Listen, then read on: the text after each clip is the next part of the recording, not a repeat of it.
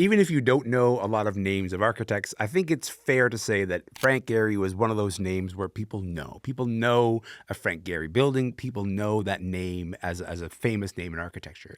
And I think what we did here in this tribute is so lovely, and I'm really excited for you to hear it. But what I want you to pay attention to is the way that Lukasz and Alex talk about a Frank Gehry building, because they are talking about the experience that you and I have with other forms of art, the way that a song might hit you, the way that a movie might hit you.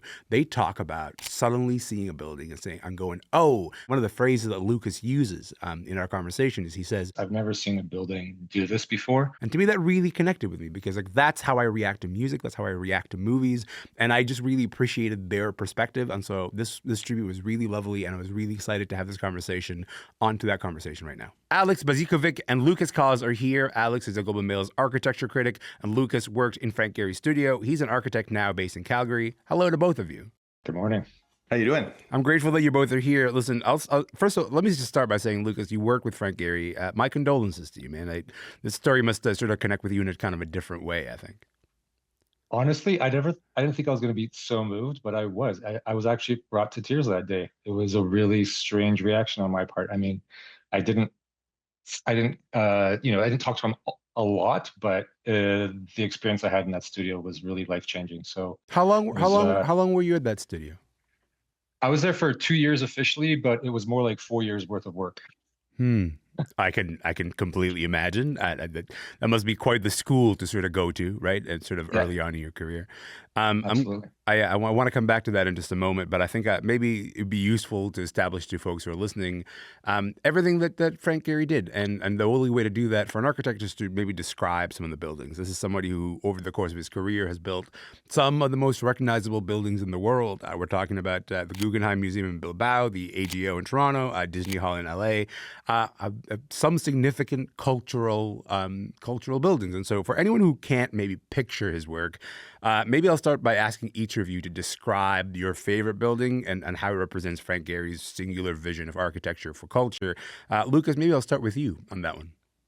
Sure. I mean, there's no singular building. My first exposure to a Frank Gehry building was the Weizmann Museum in Minneapolis as an architecture student in undergrad. Hmm. And I really didn't know much about Frank Gehry at the time. And then as a student trip, we kind of rolled up to the elevation of that building, and it's got the sort of cascading waterfall elevation. And it literally blew my mind. I was like, what is this? I've never seen a building do this before. And then the other building, I have to say it's the Guggenheim. It was my second Frank Gehry experience. It was my two of my colleagues in undergrad. We were so impressed by Frank Gehry that in 1999, we organized a sort of expedition to Europe for the Millennium New Year. And we started in Madrid, ended in Paris. And along the way, we stopped off in Bilbao to see the Guggenheim. And there was a lot of F-bombs dropped as we were walking up against that building. Just the sort of sheer sort of scale and how impressively it kind of blended into the city, but then just the sculptural quality of the exterior, the interior, the light quality. It was just an amazing experience for a student. First of all, I just want to hold on the phrase that you just used, this idea of I've never seen a building do that before. Alex, to me, like when I hear that, I go, oh, that's what great architecture does. It makes you go, oh, I think about space differently. I think about this building differently. I think about how I see the world differently because of this. And so for you, what's a Frank Gehry building that sort of does that? What's the one that stands out? Similarly for me, I don't think there's one singular building, but the Disney Hall in LA, which I saw fairly late, maybe 6 or 7 years ago, really does capture that because it is, if you imagine this building as a diagram, a concert hall is basically, a giant box, right, with some smaller boxes around it, right, for lobbies. But you walk up to this building on this slightly desolate street in downtown LA, full of, corporate office towers. And then there is this sculptural object that barely even looks like a building at all. It's sort of these waves of shimmering metal, and it's hard to read it even as what it is at first. And then you move inside to the lobby and there's this incredible sort of billowing set of spaces full of these, again, very sculptural elements of wood and stone and drywall curves. And you really do feel like you are inside a sculpture. And yet, it's a building, and it's a building that works very well. The thing that you're both describing is how people experience great art. Like the idea of like you are suddenly sort of transported outside of yourself because the thing that you're looking at is taking you outside of the immediate moment, and you're looking at something a bit more maybe eternal. But Lucas, you also got to see the fact that the great art is created in a studio. You worked with him in his studio. Do you want to talk a little bit about what he was like? What was Frank Gehry like?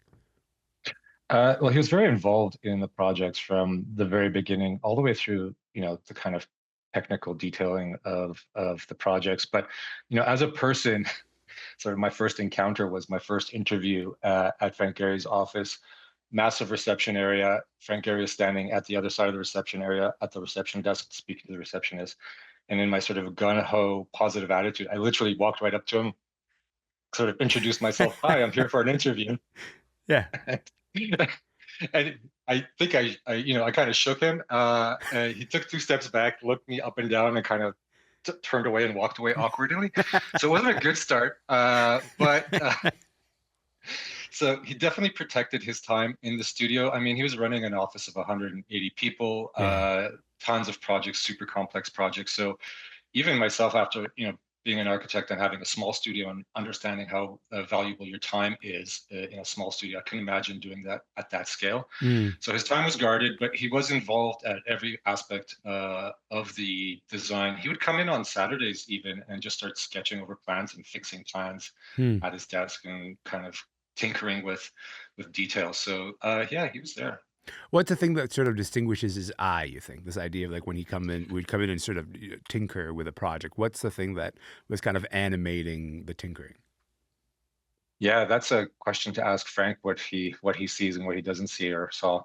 But he that's a personal thing that architects have, and it's something that you developed as an architect. I think that's one of the things I took away from that studio is trusting your eye and trusting your intuition, Yeah. because so much of it was about like finding that composition, finding those proportions, things that work. The scale, human scale was a big deal for Frank Gehry. We were constantly breaking buildings down so that they responded to a human scale at the sort of street level. Like that was a big aspect of all of his projects, actually. Well, Alex, I want to go back to that word that you used earlier, this idea of sculptures, right? Like, so this is the thing that you wrote. You wrote that his buildings were essentially sculptures, that they were so deeply personal, that with his own sort of emotional context folded right into them. So when we talk about Frank Gehry's eye, when we talk about the ways that he sort of folded his own emotions into his work, what do you mean by that? What's the thing that you're reacting or responding to?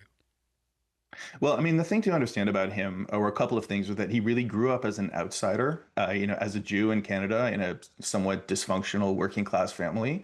And then, he really reinvented himself at midlife, right? I mean, the work that he did that sort of put him on the map started around age 50. That's when he started to be famous. Really? Hanging out with slightly younger artists. And yeah. And doing this crazy work, including his own house, which was, really provocative. He was well into middle age before this happened. And by the time he got famous in the 90s with Guggenheim Bilbao, he was basically 70 years old, right? And it's this combination, which is, very unusual, of somebody who put in 30 years, grinding it out as a very diligent, capable, professional, doing this fairly ordinary work, good but ordinary, and then deciding to pursue, this very unique artistic vision, and he wasn't one for metaphors, he wasn't one for manifestos, but he loved art and he loved artists. And, just to give one example, when you talk about these sort of curving forms and curving planes of metal on these buildings, you think about the work of Richard Serra, excuse me, who he knew well. And, you can see the links there, So this was someone who took his technical skills and his skills as somebody who could run an office, as Lucas was saying, knew how to run a business, knew how to lead people, knew how to build, and was able to take it into this really novel territory and do something deeply personal with it. So we're talking about the ways that the Frank Gehry's work has been recognized, as we sort of immediately can see these buildings as works of art. And I just want to play you guys a clip of him and his involvement with artists. So take a listen to this moment. It's an interview that he did with our pal Peter Chattopadhyay from the Sunday Magazine. There's a lot of inspiration for me from my colleagues in the art world, the artists past and present, from musicians. There's a lot of inspiration. Alex, you just mentioned that he was sort of inspired by Richard Serra's work. Lucas, how do you see this inspiration from other artists sort of showing up during your time, just like working in his studio? How is that sort of brought into the work? Yeah, I remember honestly. So there's all the contemporary artists that were a huge influence on them. Edward Richet, Robert Rauschenberg. But I remember an extensive conversation about like folds in Renaissance, like draped clothing in Renaissance paintings, Hmm. and discussing the folds and shading and the way that they kind of fall onto another. So it was all the way from like kind of hyper modern to or postmodern art to really all the way back to the Renaissance. It was the whole gamut of conversation in terms of form finding and form making. Mhm. And there was no discrimination, let's say, in terms of like artistic periods or artists. Mhm. Yeah. I'm always interested in this idea of like how your upbringing ends up shaping the kind of artist that you become, because I think with great artists quite often we're looking for clues in that upbringing. Go like somewhere along the way you sort of develop the sensibility.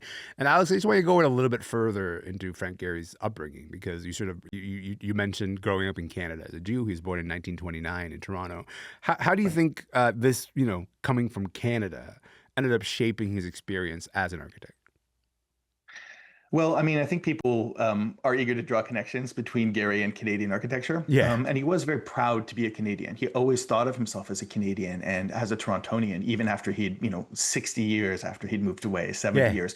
But I think it really does come down to, the Canadianness in him is that outsider sensibility, right? In having moved to the US, not really feeling like he belonged there, in feeling as he very, openly said, feeling inadequate, right? Feeling that, maybe his work wasn't good enough or he didn't really belong, Hmm.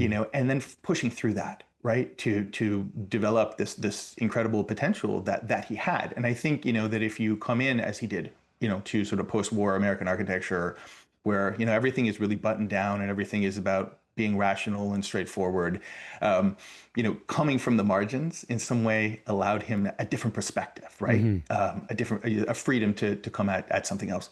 Mhm. Lucas, you started this conversation by saying that you found yourself getting a little bit. You were surprised that you got a little bit emotional when you sort of heard the news. What for you is Frank Gehry's legacy as you sort of reflect on it from that personal place, but also as we sort of think about architecture right now? Yeah, I mean, I'll leave the kind of cultural influence to Alex, but personally, I mean, I think the atmosphere and the energy in that studio, it was an education. It was the education of a lifetime. Hmm. I carry those lessons to this day in my own practice. The emotions, yeah, it was. I think Gehry generated a massive amount of architects that went out into the world and are doing their own thing and taking those lessons. He attracted the amazing architects from around the world. So again, like you're in a place where you've got like the top 1% of the 1% of the 1%, Hmm. like grinding it out, working extra hours, working those 80 to 100-hour work weeks because not because we had to, but because we wanted to. It was such a creative, um, positive atmosphere. I can't describe it in words. And the schooling and the education and the interaction with all the people was Hmm. just yeah, I'm actually speechless just talking about it, honestly. So that was the legacy for me, was just the schooling of those architects that came out Hmm. of that studio and went on to do great things themselves. Alice, I think it goes kind of without saying that the moment we're in now is a bit of a different time than the time when Frank Gehry was sort of creating all these iconic buildings. This moment when, the so-called starchitects, where we're sort of constantly innovating, constantly making these buildings that we kind of remember and think about now. What is Frank Gehry's lesson, you think, for this moment that we're in right now? It is a different moment, and I really came of age myself at that Bilbao moment, right? Hmm. And so, in some ways, I think I owe my career, in part to him. But he, along with some other people, was able to help put architecture in the front of the cultural conversation, and it is not these days, particularly in Canada. And I think when we look at the impact that he had, and as a Canadian, as an architect, we should really try and figure out how we can, bring some of that energy back, right? Particularly I think, in public buildings. And that's just not how it works these days. It's just not a good moment for architecture. Our, private sector folks and governments are just not willing to let architects be ambitious or even to use their talents to make beautiful things, to make special things. We don't value that today. And I think we need to see what Gehry taught us, which is that architecture can move people. It can change places. And that's worth some time and some energy and some investment because it makes our lives better. I'm all on board for beautiful things. I think like that is a really beautiful and lovely place to leave it. I really appreciate your time and your reflection. Thank you so much for your time, you guys. I really appreciate it. Thank Thank you you. very much. Yeah, thank you again. Alex Bozikovic is the Globe and Mail's architecture critic, and Lukasz Kos is the director of Kos Architecture and Interiors. He's in Calgary. Frank Gehry died last week. He was 96 years old.